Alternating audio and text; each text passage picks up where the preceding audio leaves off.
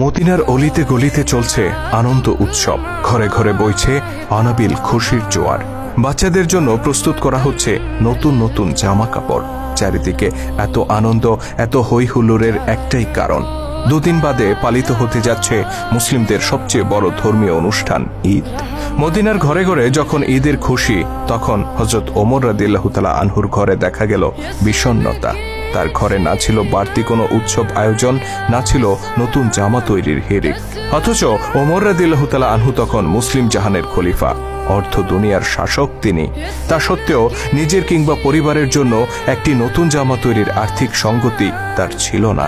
এই যখন অবস্থা, তখন খলিফা ওমর রাদিয়াল্লাহু তাআলা আনহুর স্ত্রী উম্মে কুলসুম রাদিয়াল্লাহু তাআলা আনহা তাকে বললেন, আমাদের জন্য নতুন কাপড় না হলেও চলবে, কিন্তু ছোট্ট বাচ্চাটি নতুন কাপড়ের জন্য কান্না করছে, অন্তত তার জন্য একটি নতুন জামার ব্যবস্থা করুন। খলিফা নিজের অসহায়ত্ব প্রকাশ করে বললেন, তুমি জানো আমার নতুন কাপড় কেনার সামর্থ্য নেই, বাইতুল মাল থেকে যতটুকু ভাতা নেই তা দিয়ে কোনো রকম সংসার চলে। উম্মে কুলসুম রাদিয়াল্লাহু তাআলা আনহা তখন খলিফাকে পরের মাসের বেতন থেকে কিছু টাকা অগ্রিম নিয়ে বাচ্চাটিকে নতুন জামা কিনে দেওয়ার অনুরোধ করলেন। স্ত্রীর অনুরোধে খলিফা ওমর রাদিয়াল্লাহু তাআলা আনহু চিঠি লিখলেন রাসূল সাল্লাল্লাহু আলাইহি সাল্লামের আরেক প্রিয় সাহাবী আবু ওবাইদা রাদিয়াল্লাহু তাআলা আনহুর কাছে। আবু ওবাইদা তখন রাষ্ট্রীয় কোষাগার বাইতুল মালের দেখাশোনা করতেন।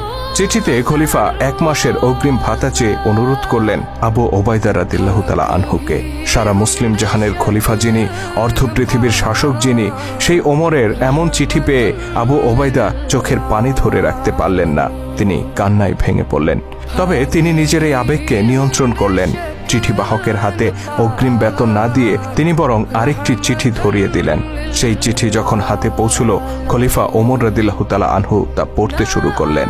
আমিরুল মুমিনিন, অগ্রিম বেতন বরাদ্দের জন্য 2টি বিষয়ে আপনাকে ফয়সালা দিতে হবে। প্রথমত, আগামী মাস পর্যন্ত আপনি বেঁচে থাকবেন কিনা। দ্বিতীয়ত, বেঁচে থাকলেও আপনি খলিফার দায়িত্বে বহাল থাকবেন কিনা। হযরত আবু ওবাইদা